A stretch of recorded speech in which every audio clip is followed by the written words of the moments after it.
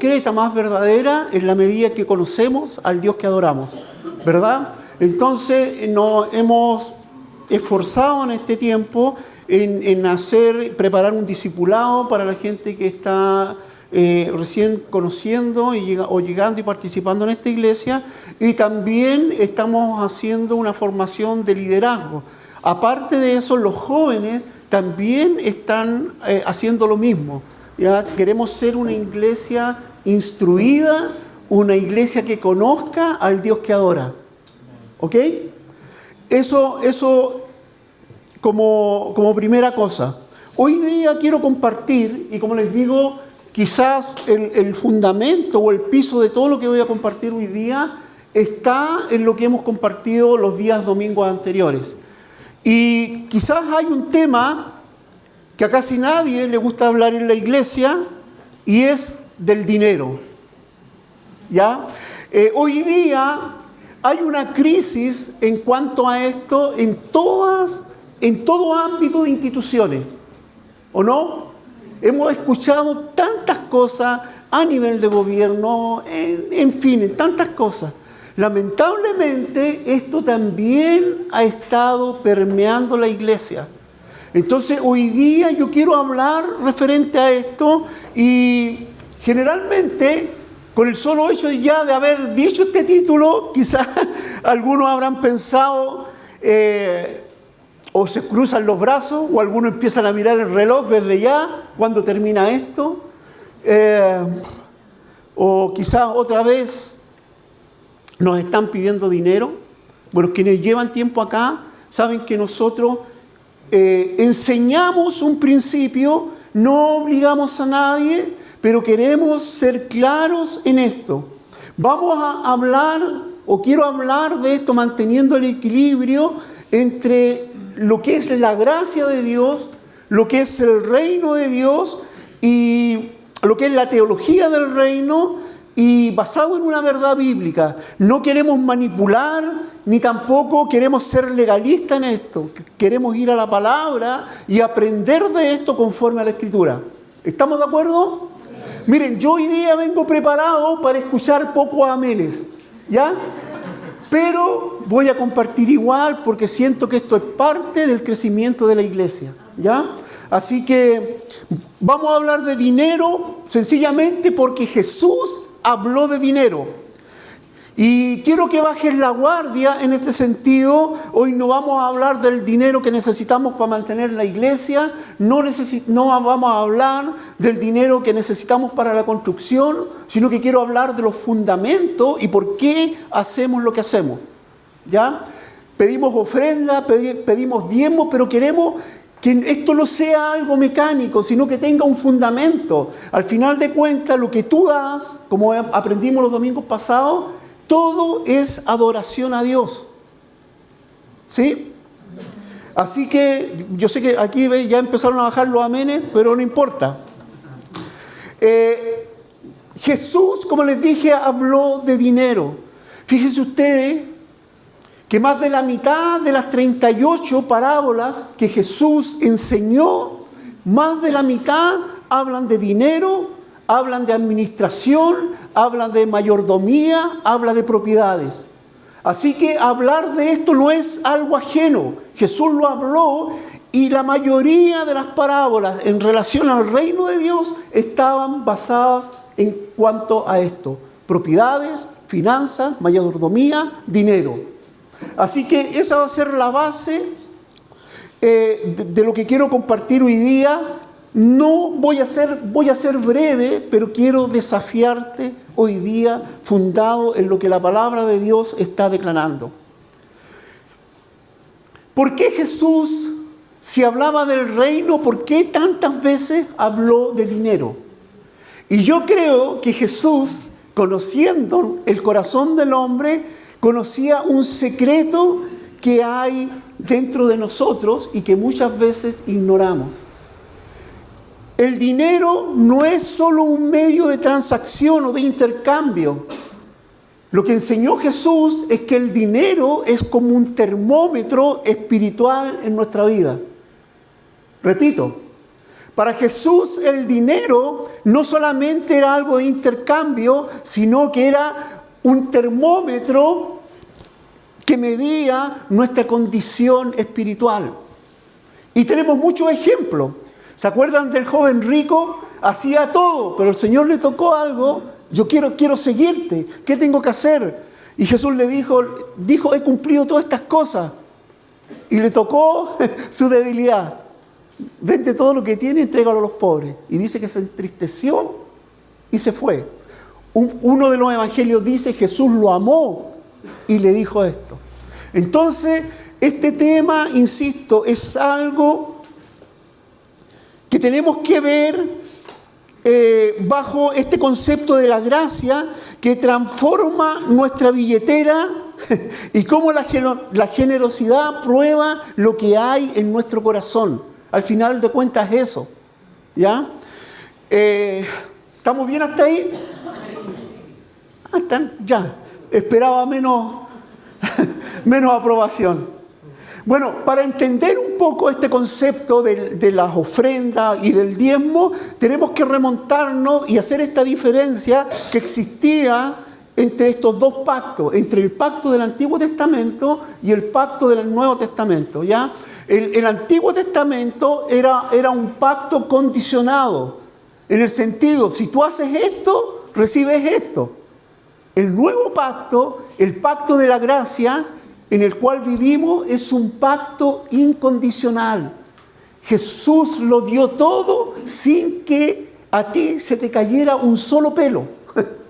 Él lo dio todo, puso todo, bueno, a mí se me cayeron todos. Él puso todo a disposición, sin condiciones. De tal manera nos amó que dio todo. Un pacto incondicional. Entonces, intentar explicar esto, tenemos que necesariamente volver al Antiguo Testamento. Y aquí aparece este concepto del diezmo. Y muchas veces, quizás me podría decir o alguno pensar, que hablar del diezmo es hablar del Antiguo Pacto o hablar de la ley. Pero si uno vamos a hacer un estudio más profundo de esto, pero si uno va al Antiguo Testamento, fíjense que el diezmo nació mucho antes que la ley. De hecho, si tú ves en el libro de Génesis, capítulo 14, habla acerca de que Abraham dio el diezmo. De hecho, Abraham todavía se llamaba Abram, no Abraham, cuando diezmó. Y eso significa algo muy importante. Antes de que todas las promesas de Dios sobre Abraham fueran hechas, Abraham diezmó en señal de gratitud, en señal de reconocimiento que todo venía de parte de Dios. El 10% en el Antiguo Pacto era un mandamiento, ¿ya? Y podríamos decir, usando un lenguaje teológico, era un impuesto teocrático. Y con ese impuesto del 10% se sostenía a la tribu de los levitas, que eran la tribu que no tenía propiedades, que no tenía terreno. Entonces el diezmo sustentaba a toda esta tribu de Leví, los levitas, que eran los que servían en el templo. ¿Estamos bien hasta ahí? ¿Sí? Entonces, pero nosotros no estamos bajo este pacto de la ley, sino que estamos bajo la gracia. Pero es interesante y muy importante que podamos entender esto. Algunos cristianos piensan que por el hecho de estar en el pacto de la gracia, ya no tengo que ofrendar y que ya no tengo que dar a Dios. Y déjame decirte, ese es un grave error. Es un grave error. O muchas veces, pensando en que estamos en este pacto de la gracia, podemos dar lo que se nos ocurra y la cantidad que quiera. Pero eso no es tan así. Y es lo que quiero explicarte un poco hoy día. Lo triste es que viviendo bajo la gracia, teniendo toda esta gran bendición, muchos queremos dar, y me incluyo, porque muchas veces es así, queremos dar menos de lo que realmente pudiéramos dar. Alguien decía por ahí, la medida del amor es dar sin medida.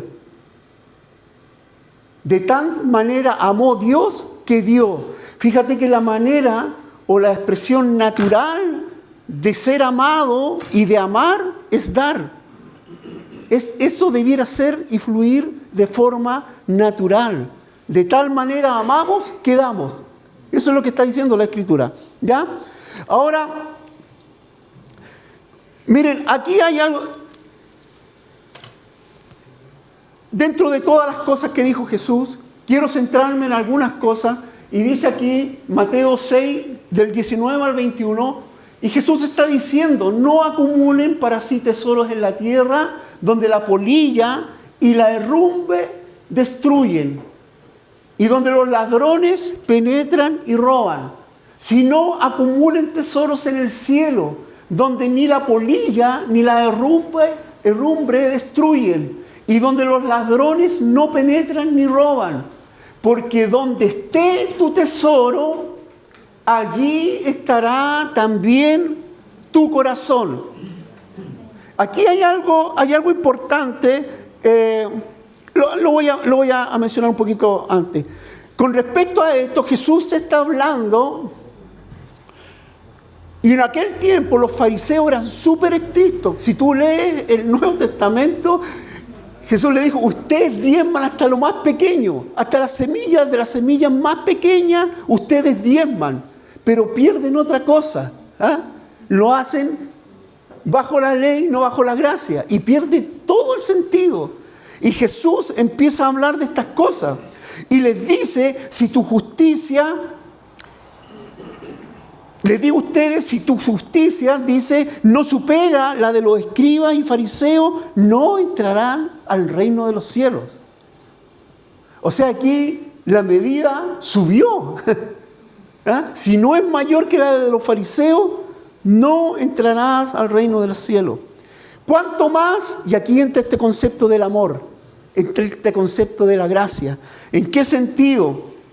Si un fariseo, yo pensaba esto, lo voy a leer, si un fariseo que no conocía el amor de Cristo daba el 10% por obligación, mi reflexión era, ¿cuánto debería dar a alguien que ha sido perdonado, que ha recibido el Espíritu Santo y que sabe que es hijo amado de Dios? Interesante pensarlo así.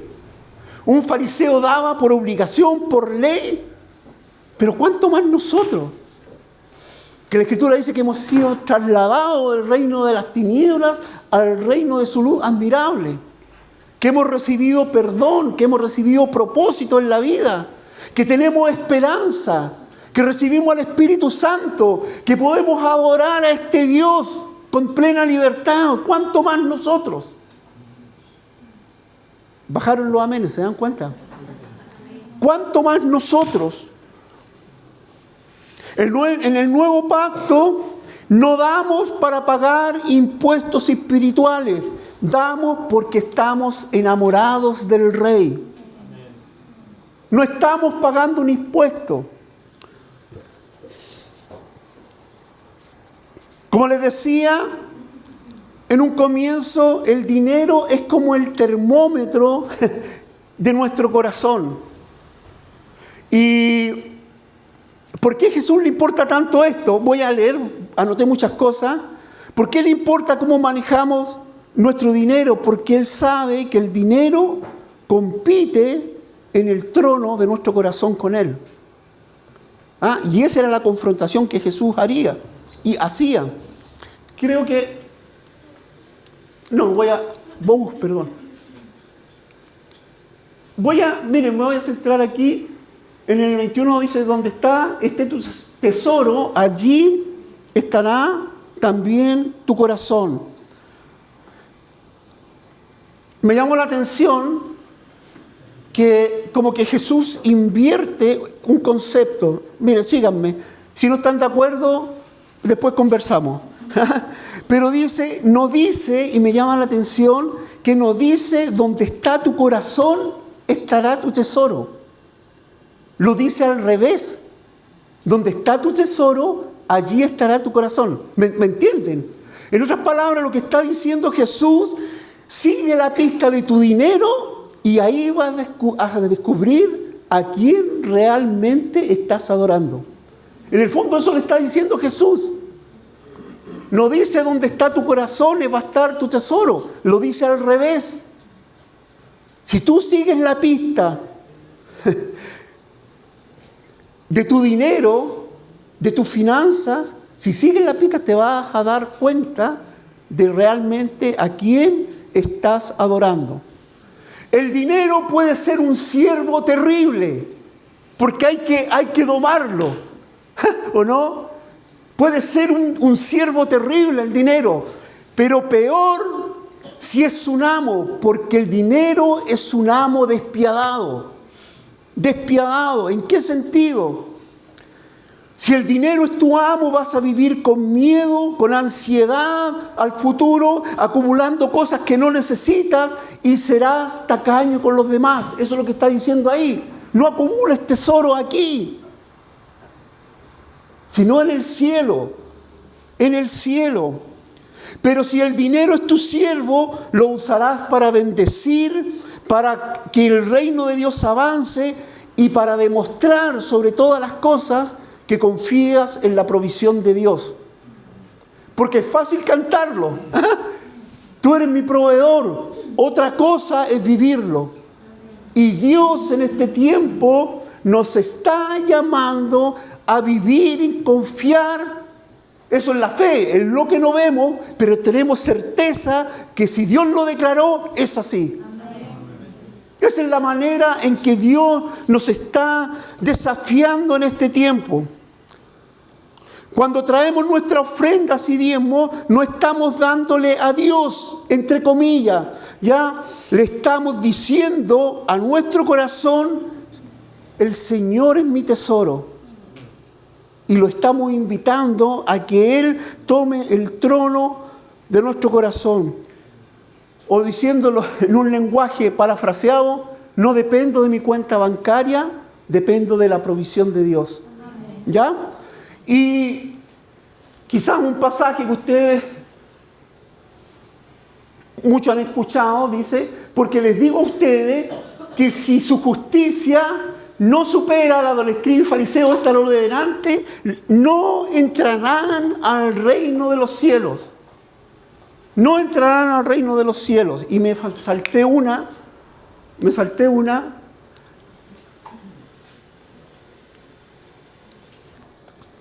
Miren lo que dice aquí. Nadie puede servir a dos señores. Y noten esa palabra, habla de señores. Nadie puede servir a dos señores porque aborrecerá a uno y amará al otro. O apreciará a uno y despreciará al otro. Ustedes no pueden servir a Dios y a las riquezas. O al dinero, dice una traducción. Pero en el griego original dice mamón, que es el Dios de las riquezas. En otras palabras, lo que está diciendo ahí Jesús, ustedes no pueden tener dos dioses en el trono de su corazón. O tienen a Dios o tienen al Dios de la riqueza. Y esto es fuerte. Es fuerte. Y cuando hablamos de reino, cuando hablamos de Dios, estamos hablando de soberanía, de gobierno, de provisión. Un rey es eso. Quien provee, quien sustenta, quien gobierna, quien protege, quien defiende. Eso es un rey. Entonces, esto es tan importante entender quién está sentado en el trono de mi corazón.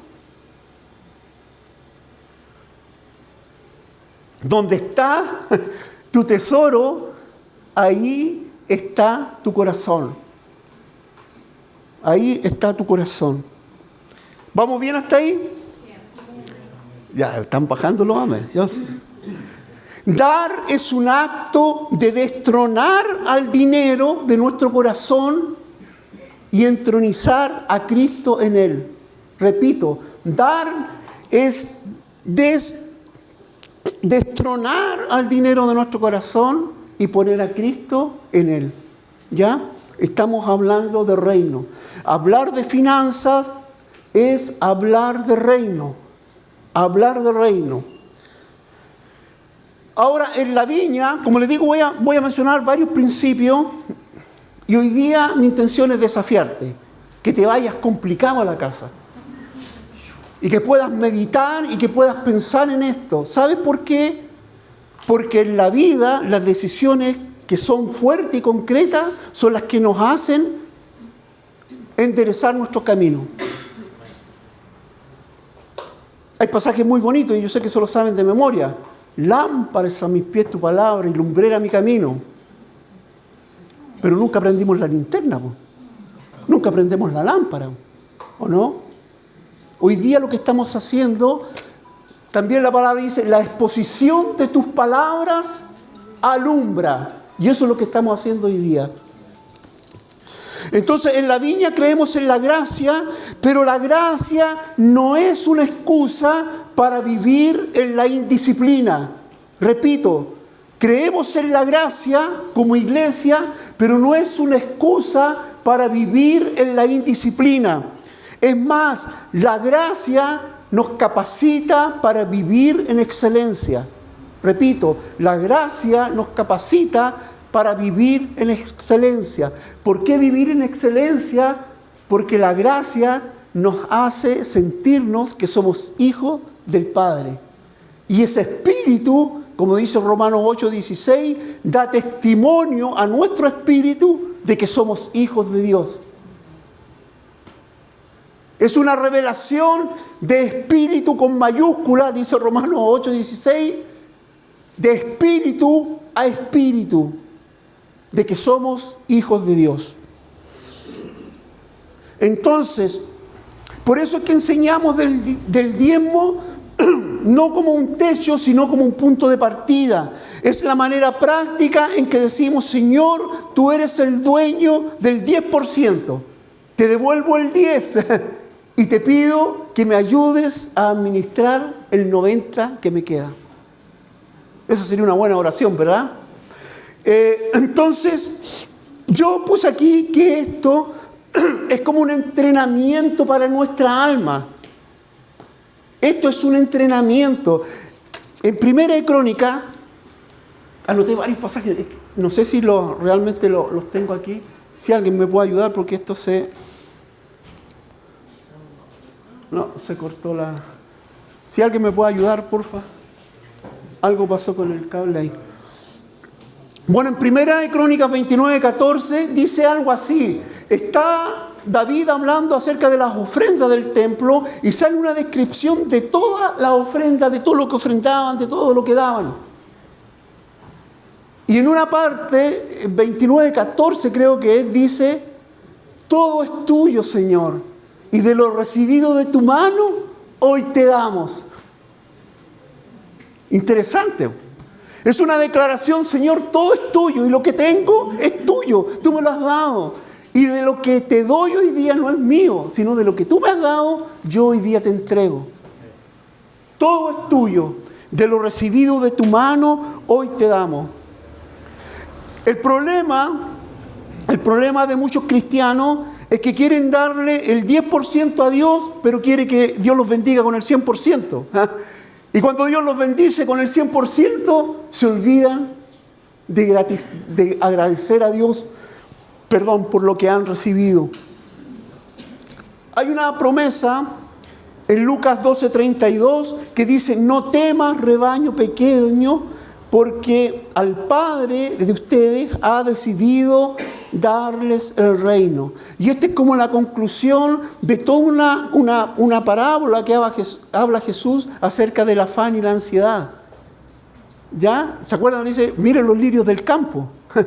Ni aun Salomón con toda su gloria se vistió como uno de ellos. O miren las aves de los cielos, que no trabajan, no hilan, pero nunca les falta comida.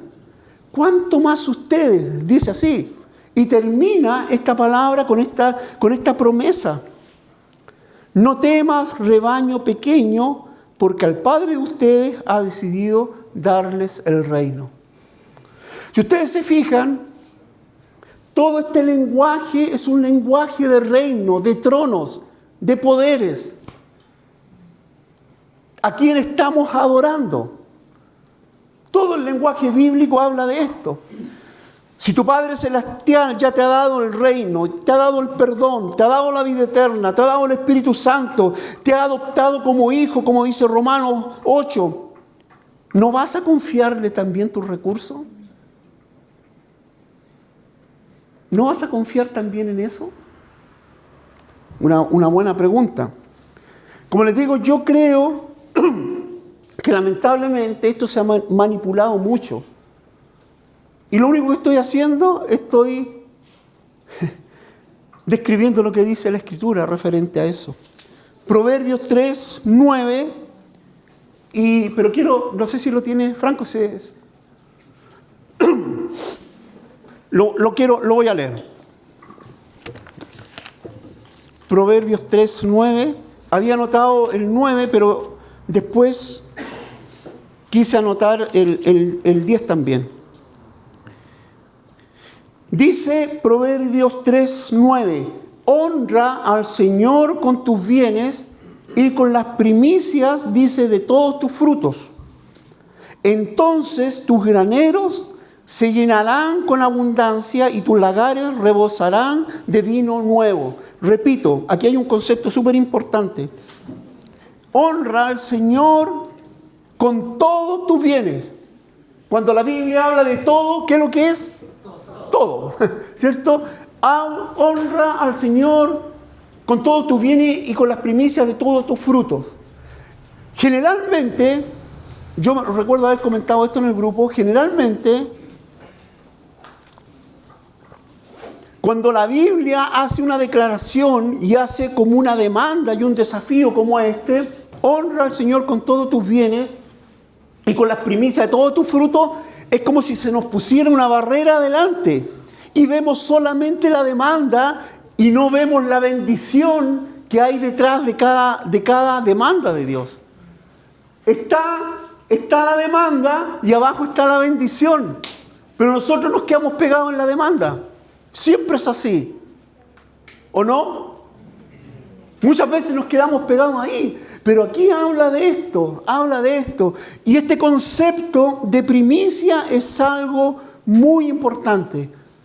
La primicia es lo primero.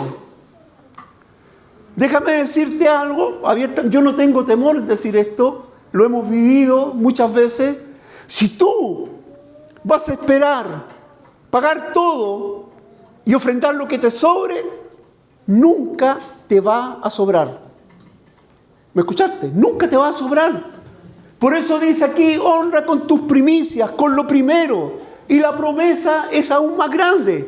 Entonces tus graneros se llenarán de abundancia y tus lagares rebosarán de vino nuevo. El enemigo de la generosidad es este concepto de lo que sobra. Ese es el enemigo más grande de la generosidad. Así que Dios nos está desafiando. ¿Estamos bien hasta ahí o no? Sí. Ya. Quiero leer para no, ustedes saben, de repente agarro la moto y me voy para... Una pregunta, ¿cuál es la motivación final para ser generosos? ¿Cuál es la motivación final para ser generosos? No es el miedo al castigo, de acuerdo a lo que hemos estado viendo, no es el deseo de hacernos más ricos. Este es el argumento de esta falsa teología de la prosperidad. No doy para hacerme más rico, doy porque reconozco que Dios es mi proveedor. Es distinto, ¿verdad? Es muy distinto. La motivación final de lo que hacemos es la cruz. Y yo creo que Pablo lo explica muy bien aquí. Miren, aquí se reúnen varios conceptos que he hablado de la gracia, de la riqueza, de los dineros. Y mire cómo lo explica Pablo, me gusta mucho. Dice, porque conocen la gracia de nuestro Señor Jesucristo, que siendo rico, sin embargo, por amor a ustedes, se hizo pobre, para que por medio de su pobreza ustedes llegaran a ser ricos. Parece un rompecabezas. ¿Ah? Pero léelo y entiende bajo estos conceptos lo que está diciendo.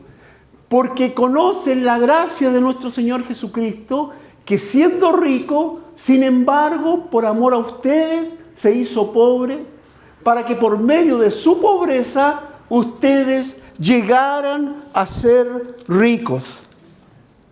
El dar no es una transacción financiera para Dios, mirado desde el punto de vista de Dios. El dar no es una transacción financiera, sino una respuesta de adoración y confianza que revela y transforma nuestro corazón. Jesús lo dejó todo, dejó la gloria del cielo, dejó la comodidad, dio hasta su propia vida. Él se hizo pobre en la cruz para que nosotros fuéramos ricos en la gracia. Eso está diciendo Pablo ahí. Cuando miramos a la cruz, la tacañería se desvanece. Cuando entendemos esto, el ser tacaño desaparece de nuestra vida. Cuando entendemos lo que le costó a Dios salvarte, dar o ser radicalmente generoso cambia de sentido. Yo doy porque Él me amó primero. Él dio todo por mí. Y yo cuestiono a veces el dar. ¿A dónde? Y aquí quiero hacer un alto aquí. ¿A dónde va el dinero que ofrendas y que diezmas? Nosotros en esto no tenemos temor de hablarlo. Somos transparentes en esto. No va a un fondo oscuro, negro, que nadie sabe lo que pasa. Y déjame decirte, los dineros que se toman aquí como ofrenda y diezmo van al sueldo de los pastores, al arriendo de la casa, al pago de los bienes básicos aquí. A eso va. Va porque muchas veces ofrendamos en ayuda a quienes están necesitados.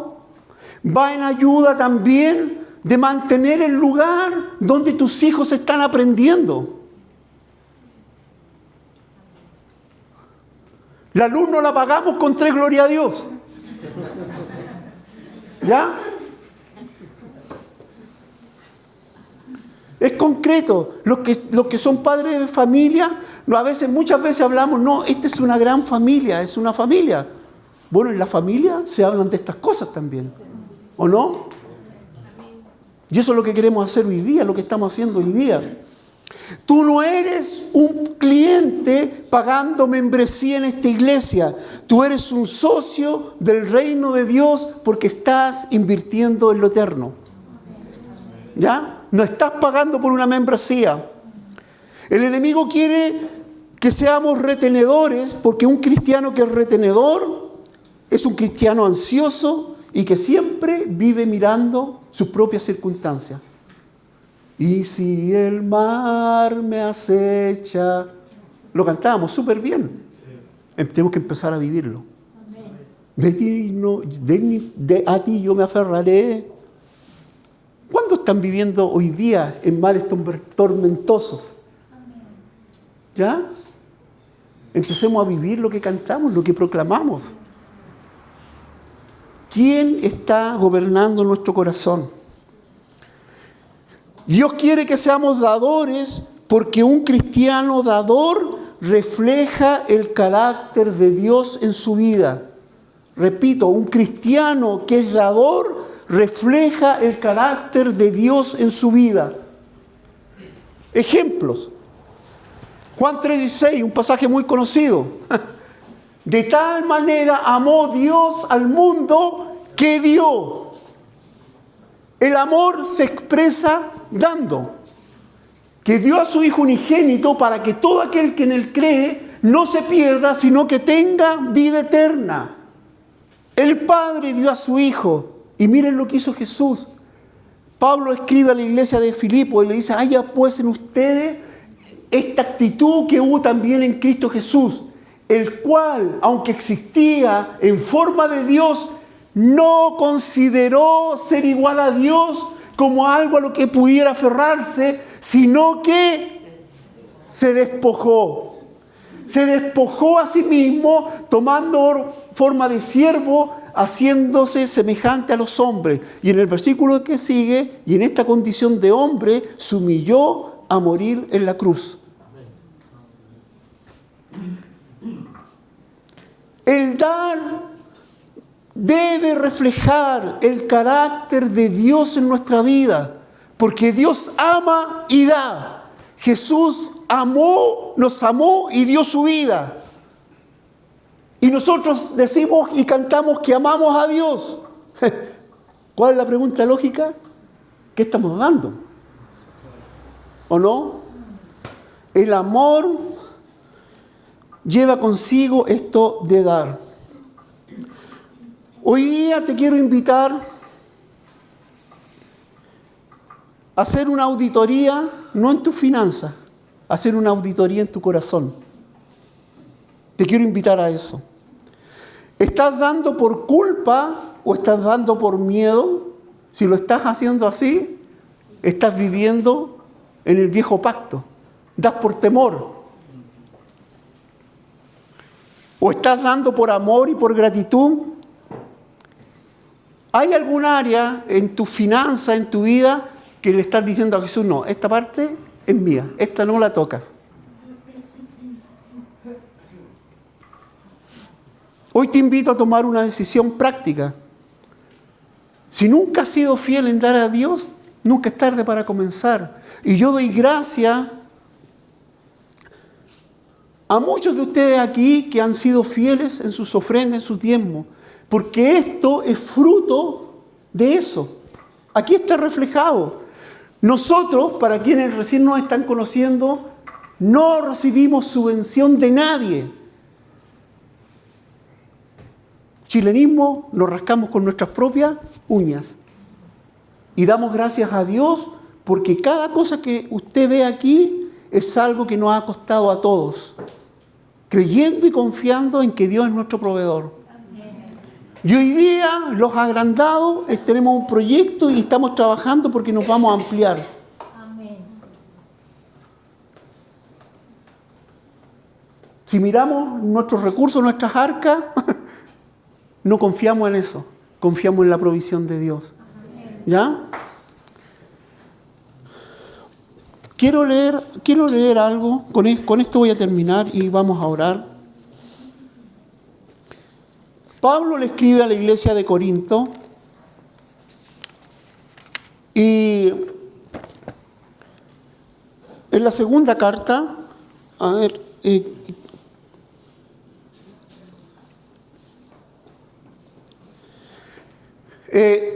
Pablo escribe a la iglesia de Corintios en su primera carta y hace una corrección de muchas cosas. Hay un caso grave de inmoralidad sexual, hay divisiones dentro de la iglesia y Pablo empieza a ordenar ciertas cosas. En el capítulo 11 de 1 Corintios, una de las cosas que ordena es la Santa Cena. ¿Ya? Empieza a ordenar muchas cosas. Bueno, su segunda carta, aunque tiene otro propósito, empieza a hablar de sí mismo, pero también da unas instrucciones importantes con respecto a esto de el dar. Y se los quiero leer. Si tú lo tienes ahí, lo puedes leer también, 2 Corintios, capítulo 9. Y voy a leer del versículo 6 en adelante. Y dice, pero esto digo, el que siembra escasamente, escasamente segará. Y el que siembra abundantemente, abundantemente también segará. ¿Ya? Generalmente estos pasajes se tiran aislados así. ¿Ya? Y muchas veces están, no sé, pues a veces en la casa o en un calendario aparecen estos mensajes así. Pero de repente, estos pasajes aislados nos hacen perder el concepto principal de lo que está diciendo aquí. Lo vuelvo a repetir. Pero esto digo, dice Pablo, el que siembra escasamente, escasamente también segará. Y el que siembra abundante, abundantemente también segará. Miren, que cada uno dé como propuso en su corazón. ¿Se dan cuenta? El dar es una disposición del corazón. El dar está conectado con nuestro corazón. no con nuestro bolsillo. Está conectado con nuestro corazón. Eso está diciendo aquí. Que cada uno dé como propuso en su corazón, no de mala gana ni por obligación. Y sigue, porque Dios ama al que da con alegría. También siempre se pone en la mitad de este pasaje. Y generalmente, lo digo porque yo lo viví, a veces en algunas iglesias, en los sobrecitos de ofrenda dice, Dios ama al dador alegre. Pero le sacamos la mejor parte, le sacamos la mejor parte, porque dice, cada uno dé como propuso en su corazón, no de mala gana ni por obligación, porque Dios ama al dador alegre. Y Dios puede hacer que toda gracia abunde para ustedes, a fin de que teniendo siempre lo suficiente en todas las cosas, abunden para toda buena obra. Como está escrito, Él esparció, dio a los pobres y su justicia permanece para siempre. Y el que suministra la semilla al sembrador y pan para su alimento, suplirá y multiplicará la siembra de ustedes y aumentará la cosecha de su justicia. Ustedes serán enriquecidos en todo para toda liberalidad, la cual por medio de nosotros produce acción de gracias a Dios. Aquí está hablando, léelo después con detenimiento, está hablando que el dar es una acción de gracias a Dios.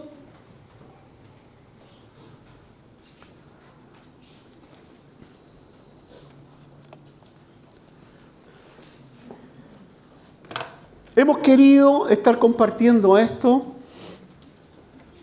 A veces es un tema que no se habla por temor. Como nosotros no tenemos nada que ocultar, no tenemos temor a hablarlo. Tampoco es una obligación, es el pago de una membresía. Enseñamos el principio. Y déjame decirte, el vivir estos principios, o cuando tú vives estos principios, las promesas que están añadidas empiezan a fluir. Empiezan a fluir. Oramos al Señor.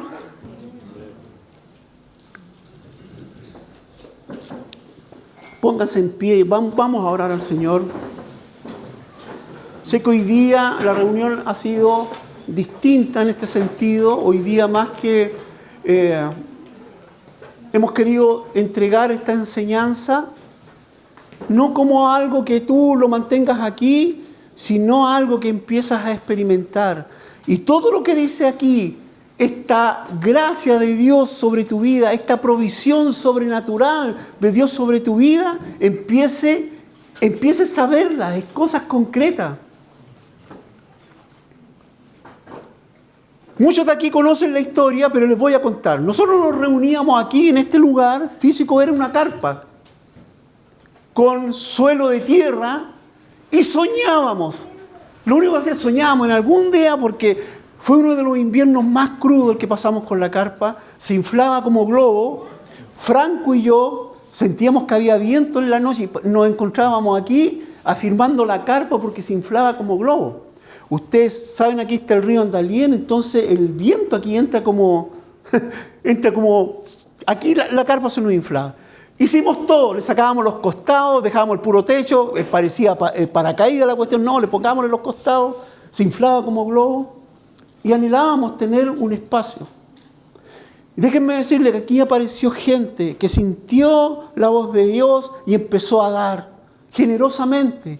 Y este lugar, como iglesia, sin tener ningún peso ahorrado, en 2 días, en 12 días se levantó lo que está aquí construido. Amén. Díganme si eso no es motivador para creer que Dios es proveedor. Cuando tú pones tu corazón y todo en los pies de Dios, Dios hace cosas milagrosas. Esto es un milagro de Dios. Y ojo, cuando tú ores, Señor, bendice a la iglesia, déjame decirte que el canal de bendición para la iglesia eres tú. Señor, bendice a la iglesia. Sin quererlo te estás involucrando, porque Dios te va a usar a ti para bendecir a la iglesia. Amén. Amén. Vamos a orar. Señor, yo te doy gracias por sobre todas las cosas por tu palabra, por tu Espíritu Santo, Señor, que habla en nuestras vidas, Señor, que nos confronta, que la exposición, como dice la Escritura, la exposición de tus palabras alumbra, Señor, y da entendimiento al sencillo. Señor, que esta palabra, Señor, sea un desafío para nuestra vida, un desafío para experimentar lo que muchas veces cantamos y declaramos, pero no lo vivimos, Señor. De ti me aferro, Señor, aunque hayan dificultades, creo en tus promesas. Aunque no lo esté pasando bien hoy día, creo en tus promesas, Señor. Creo en lo que tú puedes hacer. Señor, hoy día oramos no para que acepten nuestro dinero, nuestras ofrendas, sino para que acepten nuestros corazones, Señor. Hoy no te entregamos solamente nuestro dinero, sino que te entregamos nuestros corazones, Señor.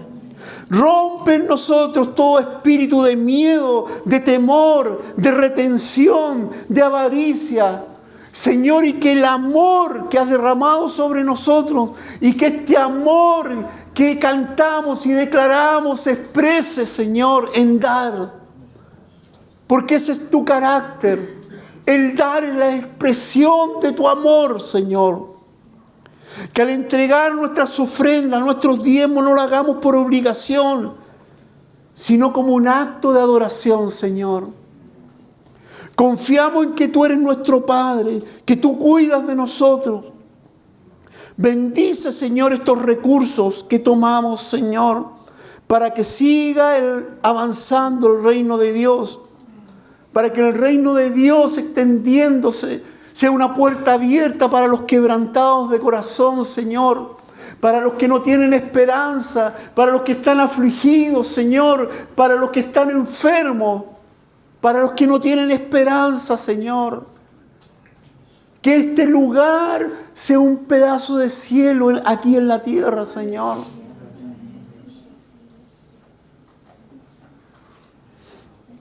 Señor, ven con tu presencia y si hay necesidades, Señor, que podamos poner todas estas necesidades, todas nuestras angustias a tus pies, Señor. Y decirte que rendimos nuestra vida a ti, Señor. No tenemos el control de las circunstancias, pero tú eres soberano, Señor. Y cumple tu buena voluntad en nuestras vidas, Señor. Señor, oro para que tu Espíritu Santo siga hablando en nuestras vidas, Señor, y que esta palabra sea una semilla sembrada en nuestros corazones y que en el día a día, Señor, empiece a germinar y a dar frutos, Señor. Gracias te damos, Señor, en el nombre de Jesús. En el nombre de Jesús. Amén. Amén. Queridos hermanos, quiero también, me acordé, hace un tiempo atrás estuvimos nosotros enseñando, y creo que esto fundamenta lo que en alguna oportunidad estuvimos haciendo. Las ofrendas, ¿saben? Esto es un consejo. Las ofrendas son algo preparado. Porque puede pasar, si no traes una ofrenda preparada, llega el momento de la ofrenda, chuta, no tengo nada. Si es un tema de adoración, si entiendes este principio, la ofrenda tiene que ser apartada.